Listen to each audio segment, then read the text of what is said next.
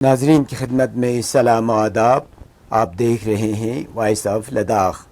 آج منگلوار ہے، اپریل کے 2 اور رمضان المبارک کی 22 تاریخ.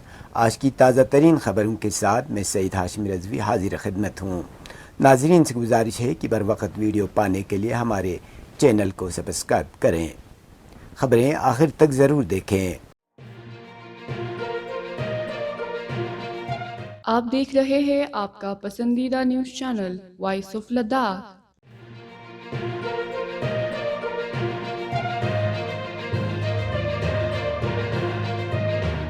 یونین پبلک سروس کمیشن کی ایک 4 رکنی ٹیم نے، جس کی قیادت additional secretary UPSC Raj Kumar کر رہے ہیں، نے کرگل میں سول سروس امتحان CSE کے ابتدائی امتحانات 2024 کے انعقاد کی تیاریوں کا جائزہ لیا ہے. اس سلسلے میں ایک اہم میٹنگ منعقد ہوئی. میٹنگ میں ڈپٹی کمشنر کرگل شری کان بالا صاحب سوسے نے شرکت کی، جو امتحان کے کامیاب انعقاد کو یقینی بنانے کے لیے کرگل سینٹر کے سپروائزر کوآرڈینیٹ کر رہے ہیں. مہمان ٹیم نے کوآرڈینیٹ سپروائزر، وینیو سپروائزرز، مقامی معائنہ کرنے والے افسران، پولیس اور محکمہ ڈاک کے کردار اور ذمہ داریوں کے حوالے سے پاور پوائنٹ پریزنٹیشن دی. اجلاس میں امیدواروں کے داخلے اور باہر نکلنے کے SOPs، بیٹھنے کے انتظامات، محفوظ اسٹوریج، سیکیورٹی اور حساس مواد کی ہینڈلنگ اور مقامات پر سیکیورٹی کی تعیناتی پر بھی تبادلہ خیال کیا گیا. یاد رہے، کرگل میں UPSC امتحانی مرکز پہلی بار قائم کیا جا رہا ہے.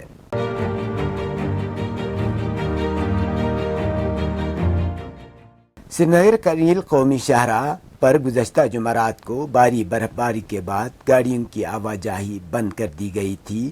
اس دوران بارڈر روڈ آرگنائزیشن کی طرف سے برف ہٹانے کا کام جاری ہے. تاہم ذرائع کے مطابق زوجلا کے کئی مقامات پر برفانی تودے گرانے کے سبب برف ہٹانے کے کام میں شدید مشکلات پیدا ہو رہی ہے.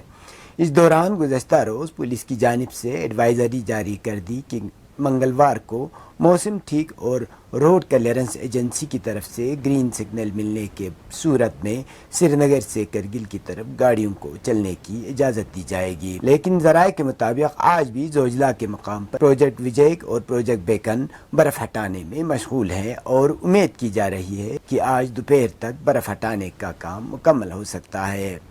یاد رہے، سونامرگ میں گزشتہ 5 روز سے سبزیوں سے لدے گاڑیوں سمیت مسافروں کی بڑی تعداد درماندہ ہو کر رہ گئے ہیں.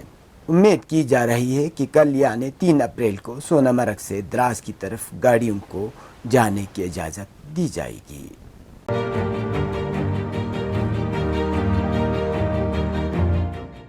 کرگل ضلع کے شکرچکتن سب ڈویژن میں فوج کی جانب سے ایک مفت طبی کیمپ کا انعقاد کیا گیا، جس دوران 216 مریضوں نے استفادہ حاصل کی.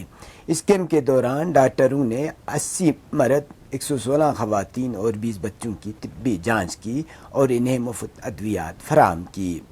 فوج کی جانب سے منعقدہ اس طبی کیمپ میں ڈاکٹروں کے ساتھ ساتھ پیرا میڈیکل عملے بھی موجود تھے. شکرچکتن جیسے پسماندہ اور دور دراز علاقوں میں اس قسم کی فوجی خدمات کو لے کر عوامی حلقوں میں پذیرائی کی جا رہی ہے اور عوام کا مطالبہ ہے کہ آئندہ بھی اس قسم کے طبی امداد جاری رکھیں. یاد رہے، فوج ملک کے سرحدوں کی حفاظت کے ساتھ ساتھ ضلع کے دور دراز اور پسماندہ علاقوں میں اس قسم کی طبی امداد بھی وقتاً فوقتاً پہنچاتی رہی ہے.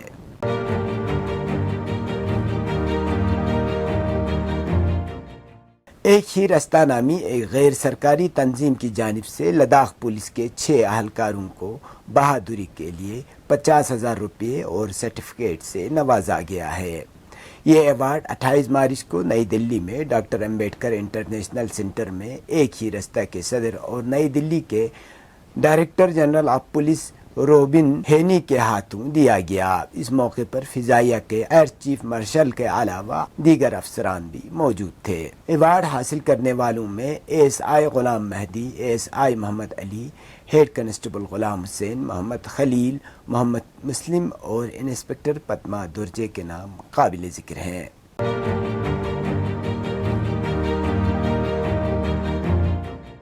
گزشتہ 24 گھنٹوں کے دوران کرگل میں درجہ حرارت 0.4 ڈگری سینٹی گریڈ درج کیا گیا، لیہ میں درجہ حرارت -3.8 ڈگری سینٹی گریڈ، دراس میں درجہ حرارت -6.2 اور زنسکار میں -11.4 ڈگری سینٹی گریڈ ریکارڈ کیا گیا۔ اب پیش ہے قومی اور بین الاقوامی خبریں۔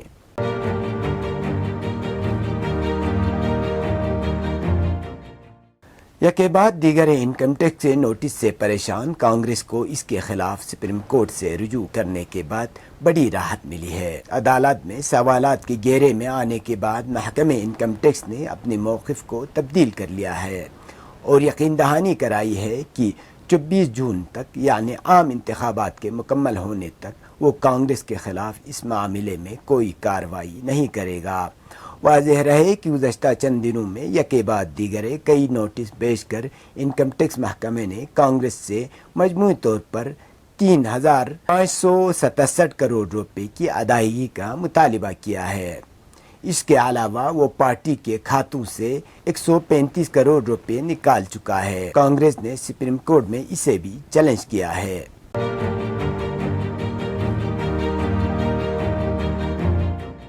خبر رساں ادارے یونائی کے مطابق بھارت نے چین کی طرف سے اروناچل پردیش میں کچھ جگہوں کے نام تبدیل کرنے کو منمانی اور احمقانہ حرکت قرار دیتے ہوئے کہا کہ اس سے یہ حقیقت نہیں بدلے گی کہ اروناچل پردیش ہندوستان کا اٹوٹ حصہ ہے اور ہمیشہ رہے گا۔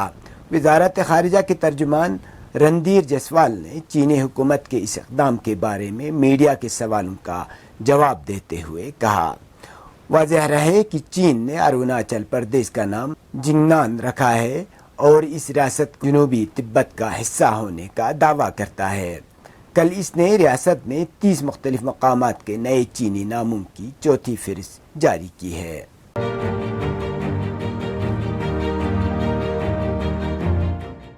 دلی کے وزیر اعلیٰ اروند کیجریوال کو 10 دن کی ای ڈی تحویل کے بعد پیر کو P M L A court نے 15 دن کی عدالتی تحویل میں بھیج دیا ہے، جس کے بعد انہیں تہاڑ جیل منتقل کر دیا گیا ہے۔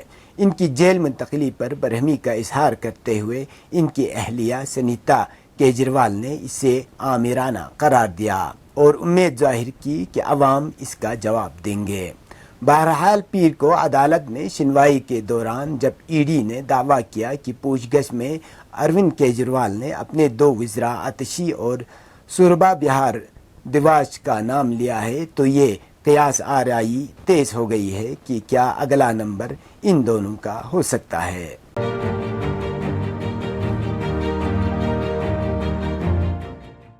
عالمی ادارہ صحت WHO کے سربراہ نے کہا ہے کہ غزہ میں تقریباً 9,000 مریضوں کو ہنگامی دیکھ بھال کے لیے جنگ والے علاقوں سے انخلاء کی ضرورت ہے۔ جنگ زدہ فلسطینی علاقے میں بمشکل 10 ہسپتال فعال ہے۔ ورلڈ ہیلتھ آرگنائزیشن کے ڈائریکٹر جنرل نے ایکس پر لکھا کہ پورے غزہ میں صرف 10 ہسپتال کام کر رہے ہیں اور ہزاروں مریض طبی دیکھ بھال سے محروم ہیں۔ WHO کے مطابق جنگ سے پہلے غزہ میں 36 ہسپتال تھے۔ انہوں نے کہا کہ تقریباً 9,000 مریضوں کو فوری طور پر طبی خدمات کے لیے بیرون ملک منتقل کرنے کی ضرورت ہے، جس میں کینسر کا علاج، گردے کے ڈائلائسس اور دیگر دائمی حالات شامل ہیں۔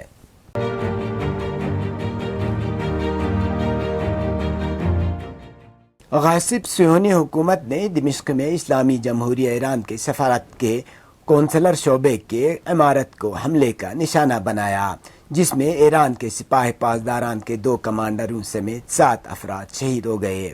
رپورٹ کے مطابق یہ حملہ مقبوضہ جولان کی طرف سے شہر دمشق میں اسلامی جمہوریہ ایران کے کونسلر شعبے کی عمارت پر کیا گیا ہے۔ رپورٹ کے مطابق اس حملے میں دمشق میں ایران کے کونسلر شعبے کی عمارت پوری طرح تباہ ہو گئی ہے۔ سپاہ پاسداران انقلابی اسلامی شعبے رابطہ عامہ نے اپنے بیان میں دمشق میں ایران کے کونسلر سیکشن پر صہیونی حکومت کے دہشت گردانہ میزائل حملے میں جنرل محمد رضا زاہدی، جنرل محمد ہادی حاج رحیمی اور ان کے 5 ساتھیوں کی شہادت کی خبر دی ہے۔ اس سلسلے میں شام کے وزیر خارجہ فیصل المقداد پیر کی رات کو ہی دمشق میں اسلامی جمہوریہ ایران کے سفارت خانے پہنچے اور ایران کے قونصلر سیکشن پر صہیونی حکومت کے فوج کے حملے کی مذمت کرتے ہوئے کہا کہ صہیونی حکومت شام اور اسلامی جمہوریہ ایران کے تعلقات میں ہرگز کوئی خلل نہیں ڈال سکتی۔ اسلامی جمہوریہ ایران کے سفیر حسین اکبری نے بھی صحافیوں سے گفتگو کرتے ہوئے کہا کہ صہیونی حکومت نے قونصلر سیکشن کی عمارت پر 6 میزائل فائر کیے اور اس وقت میں اپنے دفتر میں موجود تھا۔ دریں اثنا اقوام متحدہ میں ایران کی سفیر زہرا ارشادی نے سلامتی کونسل سے مطالبہ کیا کہ اس کھلی خلاف ورزی کا جائزہ لینے کے لیے ہنگامی اجلاس طلب کرے اور آئندہ اس طرح کے جارحانہ اقدامات کو روکنے کے لیے فوری اقدامات کرے۔ ایران کی اس سینئر سفارتکار نے کہا کہ اسلامی جمہوریہ ایران اس طرح کے دہشت گردانہ اقدامات کا جواب دینے کا قانونی و ذاتی حق محفوظ رکھتا ہے۔ اسلامی جمہوریہ ایران کی وزارت خارجہ نے دمشق میں ایرانی سفارت خانے کے قونصلر سیکشن پر صہیونی حکومت کے جارحانہ حملے کی شدید مذمت کرتے ہوئے کہا ہے کہ ایران اس واقعے کے بعد اسی نوعیت کا جوابی اقدام کرنے کا حق محفوظ رکھتے ہوئے جارح صہیونی حکومت کے خلاف شدید رد عمل اور سزا دینے کے بارے میں فیصلہ کرے گا۔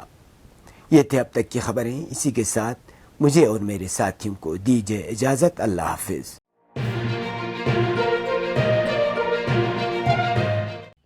مقامی، قومی اور بین الاقوامی خبروں سے باخبر رہنے کے لیے چینل کو لائک، شیئر اور سبسکرائب کریں، ساتھ ہی بیل آئیکن دبانا نہ بھولیں۔